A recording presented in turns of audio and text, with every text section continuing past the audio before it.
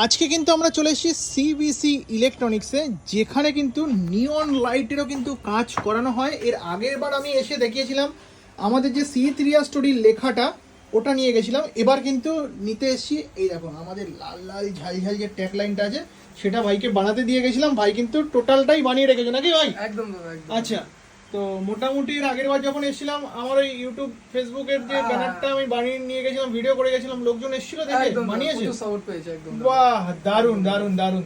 তো আজকে আমাদের কিসের কালেকশন দেখাবে তোমার আজকে, দোকানে?